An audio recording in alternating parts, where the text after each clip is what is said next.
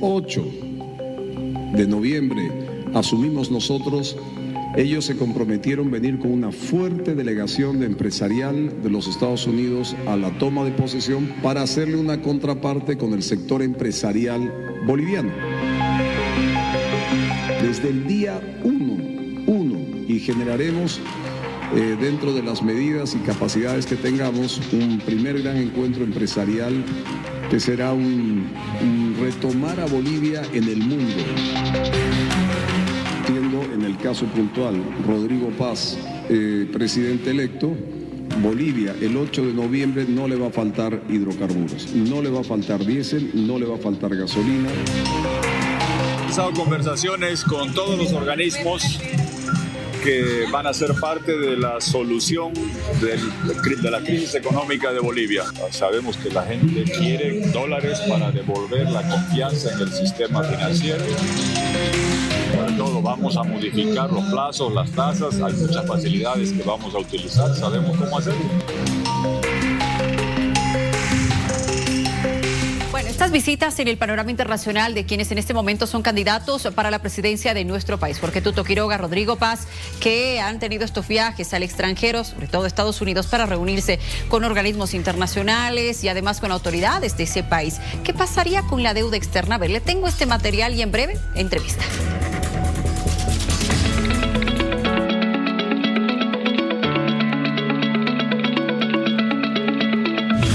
En primer lugar está la parte donde el gobierno de Evo Morales se sacó dos loterías. La lotería de los precios de las materias primas, que en el año 2006 el gas subió de $1.50 a $10. Eso le dio un dinero enorme al gobierno de Evo Morales del 2006 al 2014. Para que tengas una idea, él le dio medio plan Marshall. En primer lugar, cuando vemos las coyunturas eran muy diferentes, ¿no? En el 2005 entra Evo Morales empieza a desestructurar a través de la nacionalización y entran dólares a través de las exportaciones. Pero también ha habido créditos, ¿no? Alrededor de $17,000 millones en todo el gobierno de Evo Morales. Entre el 2006 y el 2014, Bolivia recibió medio plan Marshall, o sea, $60,000 millones. Ese fue el periodo del auge, sobre todo dado que estaban aumentando nuestras exportaciones, gas, minerales. Esa fue la primera lotería. La otra lotería es que al gobierno le perdonaron la deuda externa.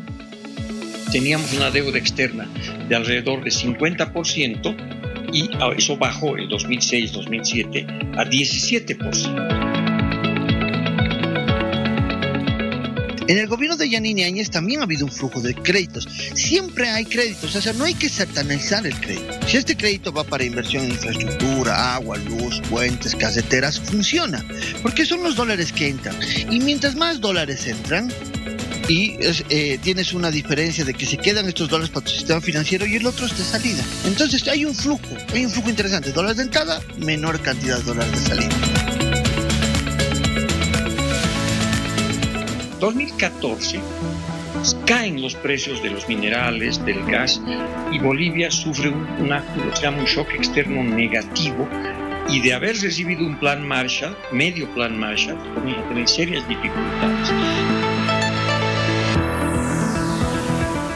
En el gobierno de Arce estamos hablando que ha entrado, se ha pedido créditos y también se ha usado las reservas por el tema del COVID, más o menos $4,000 millones en créditos, $2,100 millones han sido ejecutados, hay $2,000 millones que se encuentran en vías de licitación, algunos ya se están licitando, hay $1,800 millones en la Asamblea Plurinacional, es el universo de créditos que se tiene. Pues nuestras exportaciones, por ejemplo, habían llegado algo como $13,000 millones, bajaron a $9,000 millones en 2014-2015. Entonces fue el momento donde comenzamos a tener problemas en el sector externo. Entraban menos dólares, ¿no es cierto?, y salían más dólares por importaciones.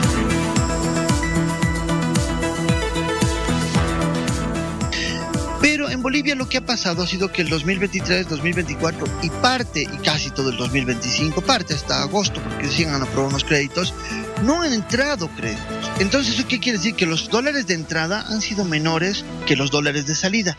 Y esto te ha provocado una falta de liquidez en el sistema financiero, sumado a que, como es de costumbre, los exportadores no han metido dólares comerciales y esto te ha generado un dólar paralelo.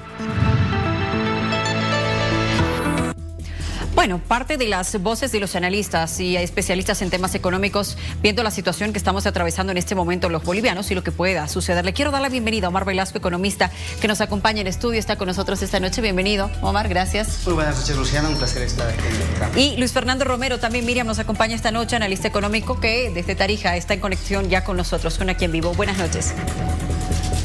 ¿Cómo están? Muy buenas noches y gracias por la invitación.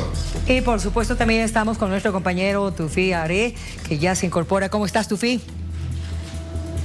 Buenas noches, Miriam. Buenas noches, Luciana. Buenas noches, por supuesto, a nuestros invitados. Aquí estamos para analizar lo que pasa con seguramente la propuesta de endeudamiento que hacen los dos binomios presidenciales.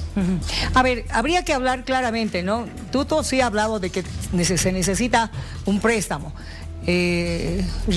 Rodrigo ha dicho que no, pero ambos sí dicen que hay que estabilizar la economía.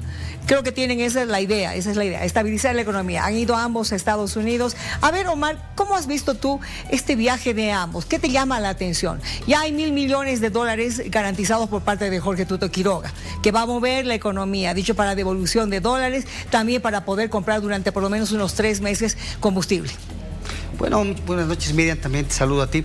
En principio, digamos, endeudarse no es malo, el problema es cómo lo vas a pagar. Y yo comenzaría señalando de que, bueno, esta visita en realidad ha sido de alguna forma protocolar. Digamos, en lo formal se ha dicho de que se ha ido a presentar el plan de gobierno, pero en lo factual, en realidad, lo que comúnmente nosotros decimos, se ha ido a buscar platita para poder arrancar la gestión de gobierno.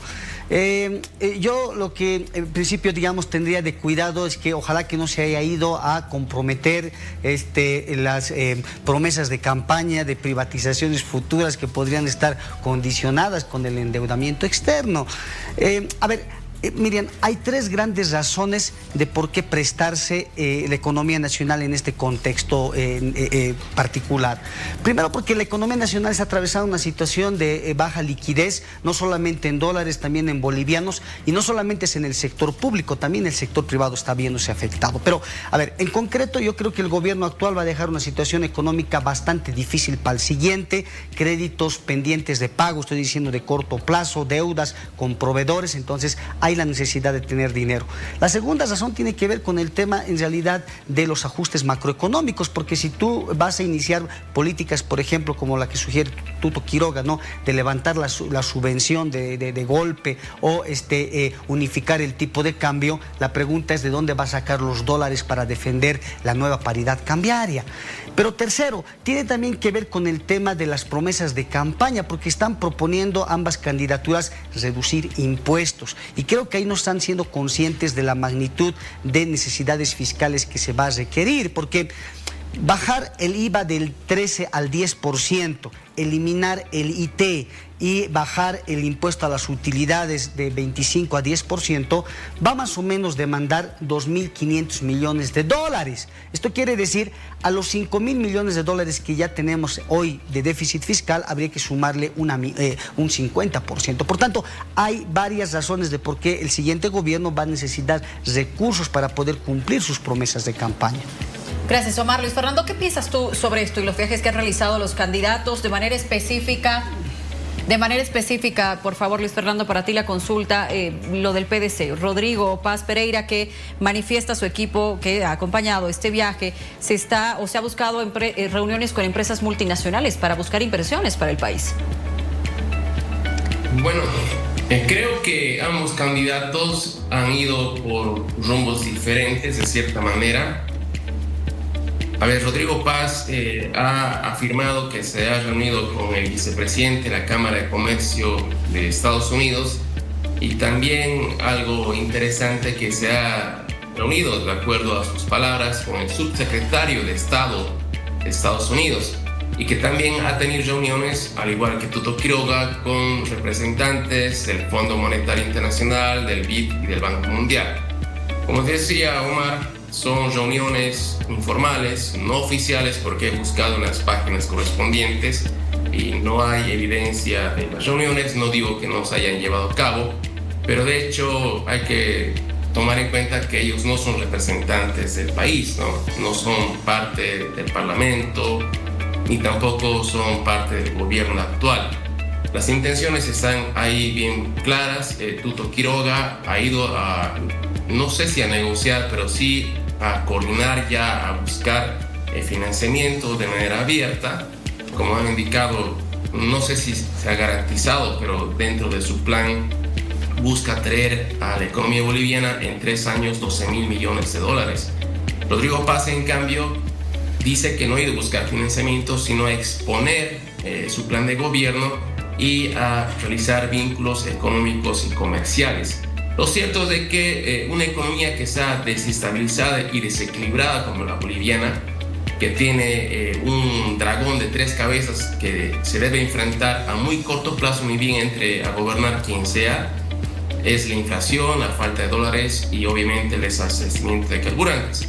Y sin liquidez o financiamiento externo es muy, pero muy difícil tratar de lograr que se pueda sostener la economía y equilibrarla. En un contexto de estanflación, altos precios y un crecimiento estancado, la economía sin recursos no puede hacer nada. Yo no soy muy partidario de los créditos externos, pero creo que no hay otro camino por el momento. Recordando, y les doy una primicia, recién han salido los datos de la deuda externa de Bolivia y al mes de julio ya debemos 13.770 millones de dólares, que es un dato el más alto desde el año 1996 por una economía que en la última década se ha endeudado mucho, pero ha crecido poco. Y en ese sentido creo que habría que ver qué alternativas a plantear, considerando que para los primeros 8 meses de gobierno, quien entre a ser el presidente va a requerir aproximadamente 3.000 millones de dólares, ¿no?, para garantizar carburantes, pago de servicios de deuda externa, también se viene pago de los bonos soberanos y tal vez algunas obligaciones que se puedan heredar por el tema de las operaciones financieras con nuestro oro. Entonces, no sabemos a ciencia cierta qué economía vamos a recibir, pero con seguridad es una economía duramente golpeada, donde la población no va a tener mucha paciencia para tratar de que se cumplan esas promesas electorales, pero ambos candidatos, y pongo aquí un paréntesis, hubiese sido una gran señal para el país, al menos políticamente hablando, dando una certidumbre, que ambos hubiesen viajado juntos, ya que se han reunido en teoría con estos organismos internacionales para dar más certeza. Inclusive hubiesen dado señales positivas a los mismos organismos, diciendo que alguien que ha venido juntamente con otra persona que van a hacer cogobierno de cierta manera, hubiese sido hasta más factible cualquier tipo de negociación. Pero creo que todavía prevalecen las diferencias políticas y espero que eso se limen, esas asperezas, hasta el 19 de octubre, pensando de que como bolivianos todos tenemos que salir adelante.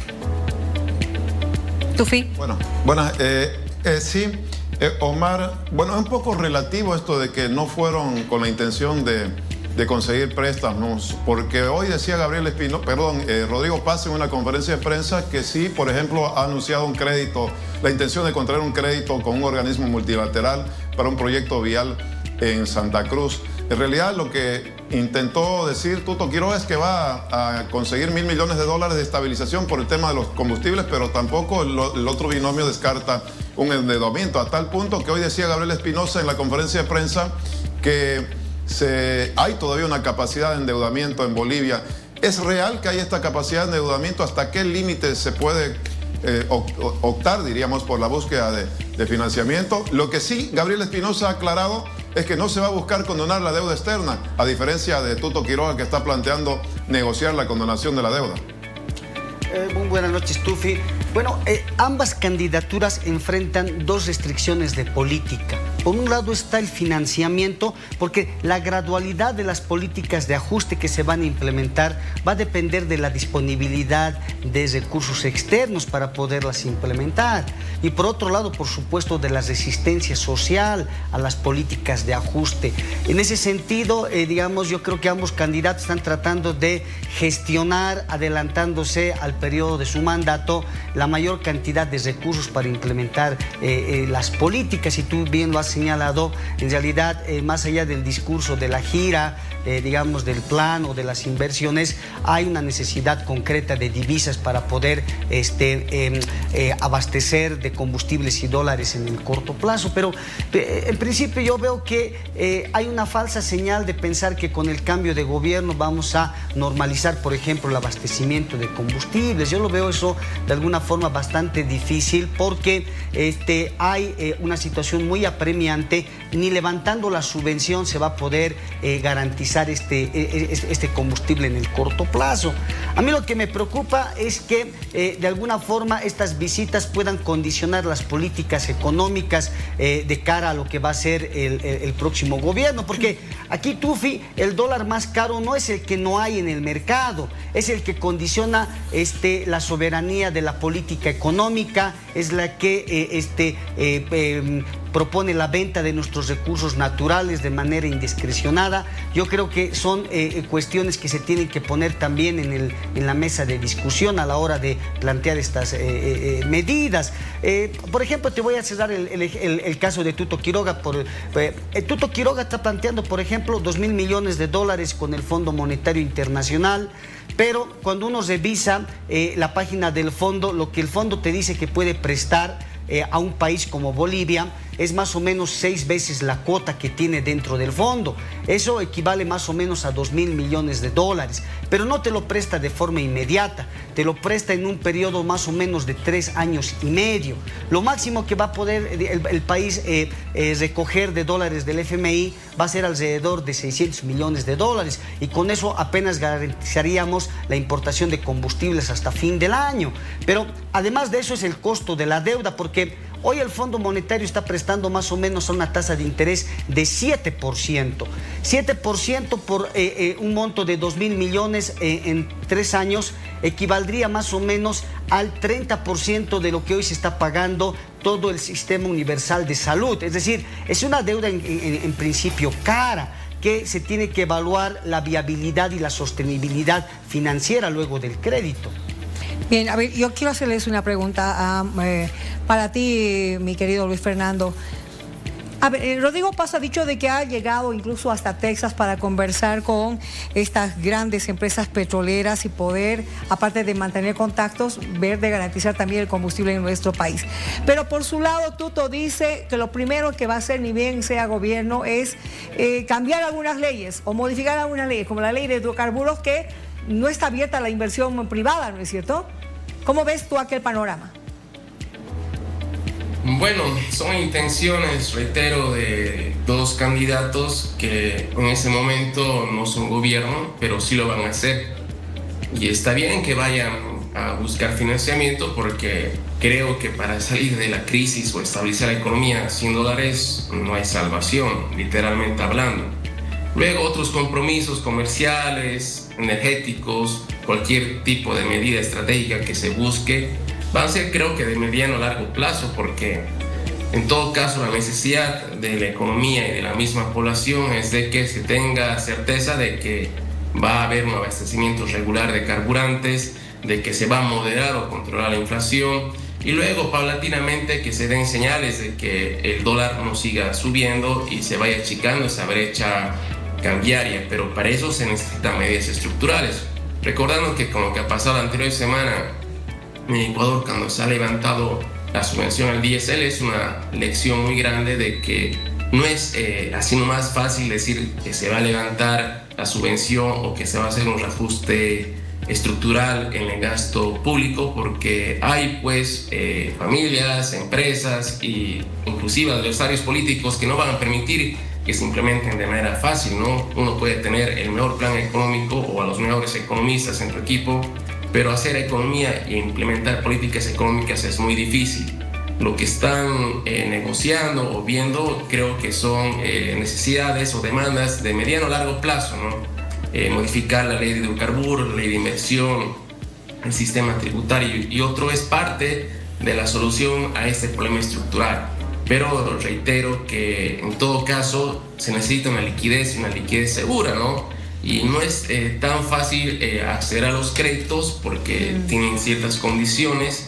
Además tenemos deuda externa ya pendiente, compromisos que se deben asumir, y la liquidez va a ser un poco difícil de lo que más allá de ambos candidatos exista en su deseo, pero va a ser una situación compleja. Además hay que tomar en cuenta qué economía vamos a recibir, cuál va a ser el verdadero nivel de endeudamiento, reservas estatales, la liquidez de la gestora pública, en fin, tantas variables que está bien. Yo creo que es positivo que vayan a buscar financiamiento y todo para buscar medidas y soluciones a corto y a largo plazo, pero estamos perdiendo tiempo en algo tan importante, la transición económica. Se ha quedado simplemente en una reunión, en algo que ha salido en la prensa solamente para la fotografía, y para mí, minuto a minuto que se va perdiendo, no saber en qué economía estás recibiendo y no sabe esa transición hasta el 8 de noviembre es algo vital, porque es como que entres al quirófano